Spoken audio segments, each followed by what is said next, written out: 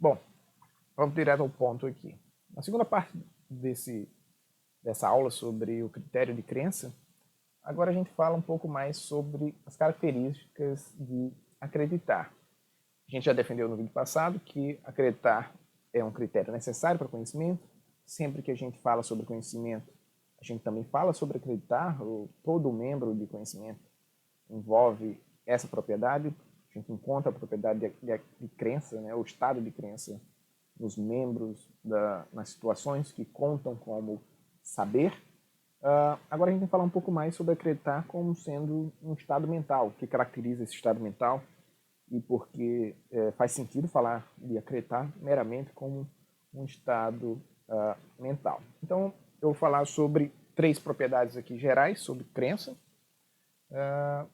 que a primeira delas que acreditar é um estado disposicional, a segunda que acreditar é um estado gradativo e a terceira que acreditar possui uma direção de ajuste à verdade. Começamos seguindo essa ordem aqui, começo a falar sobre crença como um estado disposicional. A ideia é que para alguém ter uma crença, que P, né, ou crença em alguma proporção particular, em um momento particular, não é necessário alguém estar instanciando essa crença nesse momento particular, certo? Você pode parar e pensar sobre isso, se é necessário tal coisa, se é necessário alguém, no momento T, está instanciando a crença, está instanciando a convicção de que P, para que a gente possa atribuir essa crença ao sujeito. É necessário alguém sentir a convicção de que P para ter a crença de que P? Preciso estar sentindo a convicção nesse momento para que o sujeito tenha a crença nesse momento? Não é o caso, certo? E a gente consegue perceber isso olhando para nossas atribuições de crença. Eu acredito que eu sou casado, você acredita que possui um corpo, e eu acredito que aranhas são perigosas, e eu tenho essas crenças mesmo nos momentos em que não estou instanciando tais juízos, eu não estou instanciando tais convicções, certo? Em nenhum momento que você, agora certamente, você não está pensando sobre se possui um corpo ou não, ou pelo menos não estava pensando até a gente falar sobre isso. Mas se eu perguntar para você, nesse momento, se você possui um corpo, supondo que não há nenhuma patologia, que você não tenha nenhuma razão particular para duvidar disso, certamente você vai defender que sim, você vai responder que sim, você possui um corpo. E você já possui essa convicção em você agora, mesmo que você não esteja pensando, não estivesse pensando sobre isso até pouco tempo. E quando você parar de pensar sobre isso, ainda assim você vai manter tal convicção, certo? E toda vez que o assunto vier à tona, certamente você vai manifestar a convicção de que sim, você tem um corpo. A não ser em circunstâncias muito particulares em que você começa a ter alguma razão para duvidar disso.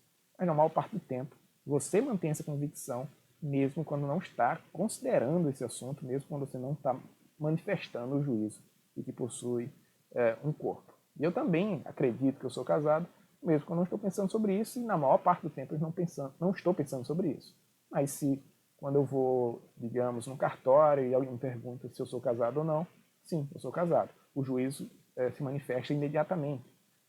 E essa manifestação nessas circunstâncias é justamente a ideia, a característica de ter um estado disposicional. Eu tenho a crença e ter a crença significa ter a disposição de manter a convicção, manifestar essa convicção nas circunstâncias em que é relevante.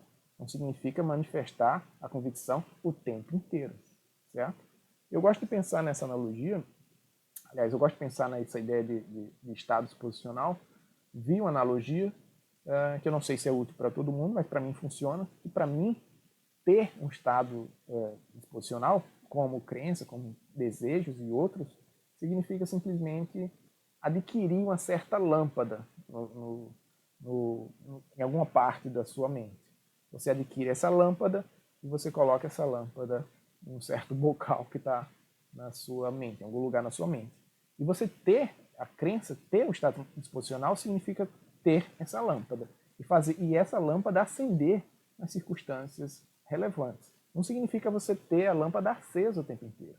Significa ter a lâmpada e essa lâmpada acender nas circunstâncias relevantes, certo? E você deixa de ter a crença, você deixa de ter o desejo, não quando a lâmpada apaga, mas quando a lâmpada, digamos, explode, ou quando alguém, de certa forma, retira a lâmpada do bocal que você possui na sua mente, em algum lugar na sua mente, certo?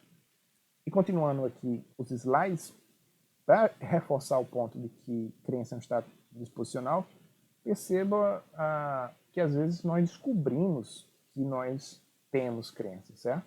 Crenças são acompanhadas muitas vezes de fatores motivacionais. Por exemplo, se eu acredito que aranhas são perigosas, quando eu manifesto essa crença, não só eu vou estar formando um juízo a nível cognitivo, como eu vou ter certas disposições comportamentais, como sentir medo de aranhas ou querer evitar aranhas, porque justamente a crença de que aranhas são perigosas é acompanhada por certas disposições também comportamentais, não só de juízo, mas também de comportamento. Então, em alguns casos a gente até descobre que temos crenças porque a gente consegue perceber essas disposições comportamentais se manifestando, mais evidente até do que o juízo em si. Então, de novo, voltando por exemplo, suponha Kívia, que diz não acreditar que existam espíritos. No entanto, quando conta histórias sobre espíritos ou ela vê filmes sobre o tema, Kívia fica em estado de alerta, olhando para os lados. Uma vez uma cadeira de balanço em sua casa pareceu balançar sozinha e ela correu para o seu quarto e acendeu uma vela. Kívia também comprou uma carranca para colocar no seu terraço. Carranca sendo aquela estátua, né, de uma certa careta, não sei qual é a criatura que está representada nesse tipo de escultura, mas acredita-se que carranca espanta maus espíritos. Então, se a gente tem todas essas evidências a respeito do comportamento de Kívia, parece que seria perfeitamente natural atribuir a Kívia a crença de que existem espíritos. Então, mesmo que ela negue tal coisa, o seu comportamento já é evidência, e evidência bastante convincente de que, sim, ela acredita que existam espíritos, e não só espíritos, como maus espíritos. Ela também acredita que espíritos podem afetar a vida dela, podem fazer mal a ela, coisas do tipo, certo? Então, a disposição do comportamento que a gente consegue observar em certas pessoas, em certas circunstâncias, também é evidência da posse de certas crenças, certo? Voltando para os slides, falando agora sobre graus de crença, a gente consegue perceber também que esse tipo de estado mental vem em graus. Não existe só um tipo de crença. Existem crenças diferentes que são manifestas ou manifestadas em graus diferentes, certo? Em forças diferentes, se você preferir. É possível acreditar em algo em grau máximo, sem qualquer margem de dúvida, mas também é possível acreditar em algo em grau incompleto, digamos, com alguma margem de dúvida.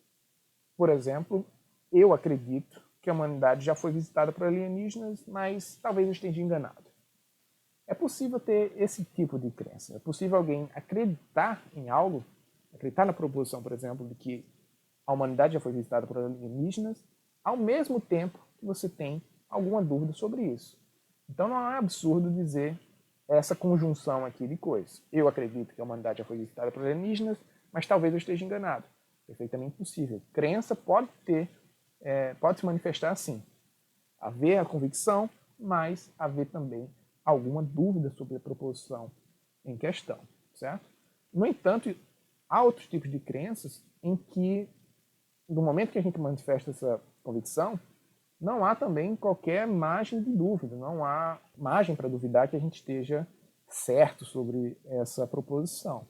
E no caso de saber, quando a gente está pensando o tipo de crença que aparece nos casos que nós atribuímos saber, o tipo de crença que aparece dentro dessa categoria são crenças em grau elevado, crenças em grau completo, muita gente vai defender, mas alguns vão defender que não precisa ser crença em grau completo, mas crença em grau muito elevado.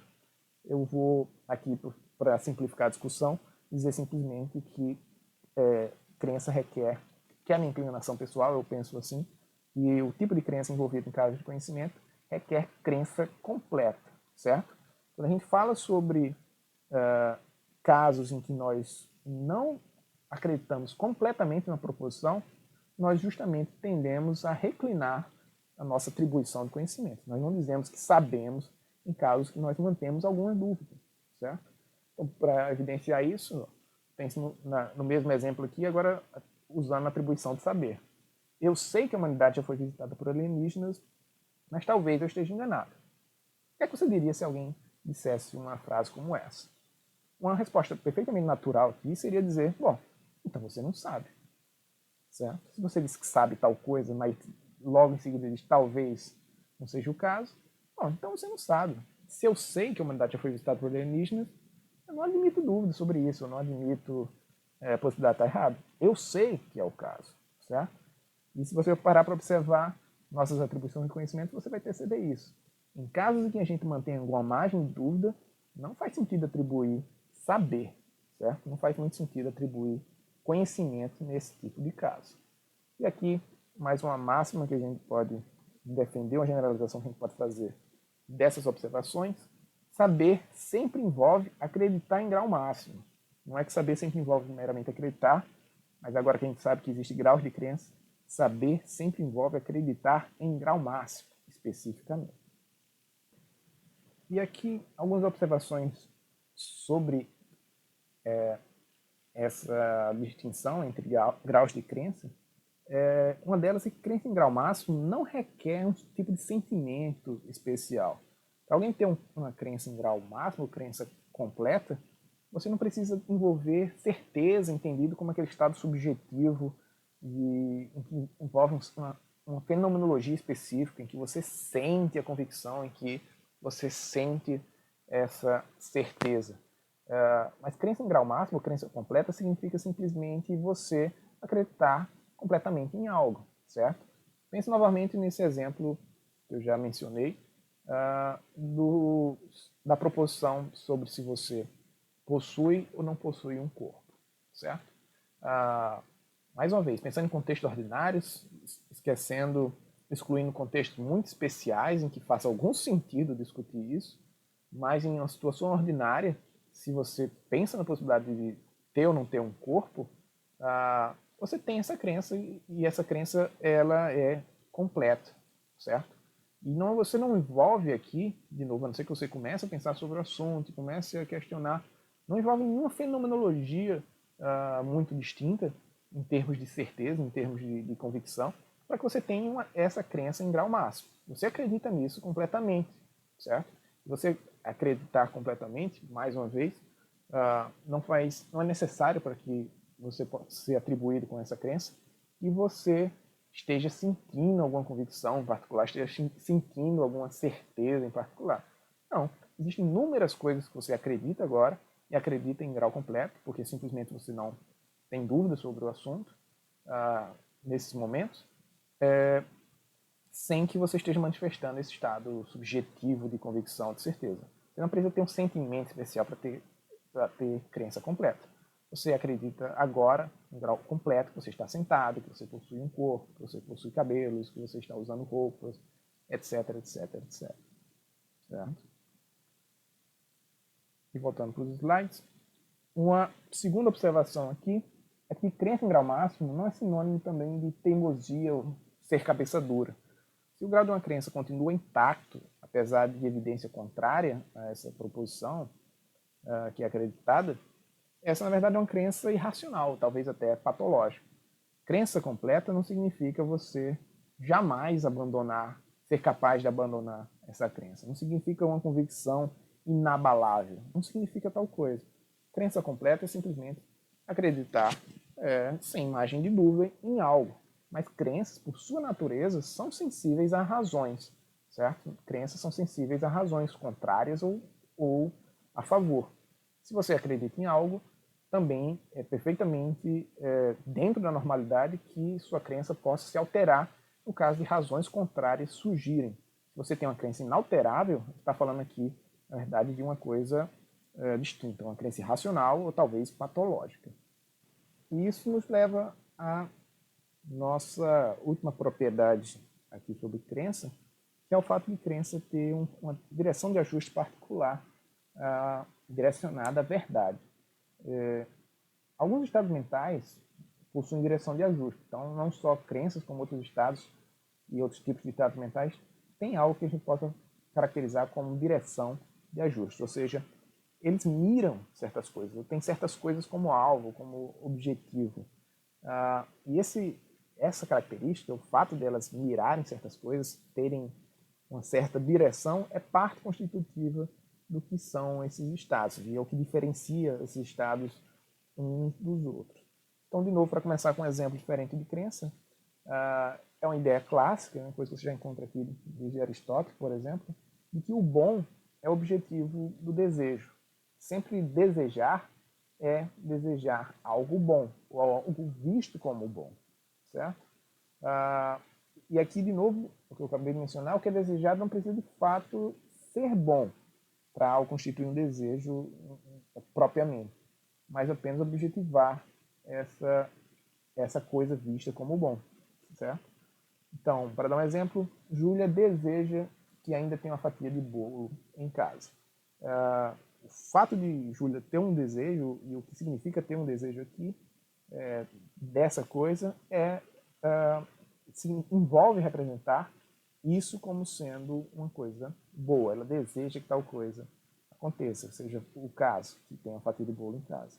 Ou suponha que Christian quer que sua namorada goste de açoitar suas costas com um chicote. Bom, Christian não teria esse desejo caso ele não visse isso, de certa forma, como algo bom, certo?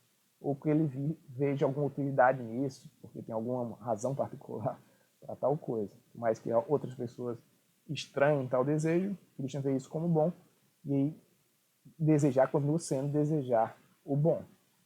Ou ainda, suponha que Kramer deseja que sua perna seja amputada manualmente com a serra, e ele não vê nada de bom nisso. Ele vê tal coisa como algo horrível, como todo mundo veria, e, no entanto, ele deseja tal coisa. Bom, nesse caso, talvez a gente não esteja falando de desejo, ou ainda a gente esteja falando de algo justamente patológico. Se isso é um desejo patológico justamente porque fere a direção de ajuste natural de desejo. Desejo é desejar algo bom, não desejar algo que você vê como ruim, você mesmo. Se tal coisa acontece, bom, a gente está falando de uma coisa diferente, talvez aqui desejo patológico, especificamente. E crença também tem uma direção de ajuste, e a meta da crença, ou a direção de ajuste da crença, é para a verdade. E aqui a gente pode usar uma metáfora que o Ernest Souza usa para salientar essa ideia, que é a metáfora do arqueiro, certo? Acreditar em algo equivale a uma ação de tiro ao alvo. Para algo constituir uma ação de tiro ao alvo, alguém não precisa necessariamente acertar o alvo, mas você precisa necessariamente mirar o alvo. Acreditar, especificamente, é sempre mirar a verdade. Então, sempre que você acredita numa proposição, você está mirando a verdade. Você está pretendendo, ou você toma a proposição como sendo verdadeira. Não significa que você sempre esteja certo, ou que para que algo seja uma crença, você precise, para que algo seja uma crença, essa crença precisa ser verdadeira. Não é necessário tal coisa para que você tenha uma crença, mas é sempre necessário para você ter uma crença que você esteja mirando a verdade, certo? Se crenças não se importassem nem um pouco com a verdade, a gente estaria falando de um tipo de estado mental completamente diferente do que é o estado mental que nós encontramos em seres humanos que nós chamamos de crença. Crença é sempre mirar na verdade. É por isso que crenças são sensíveis a razões.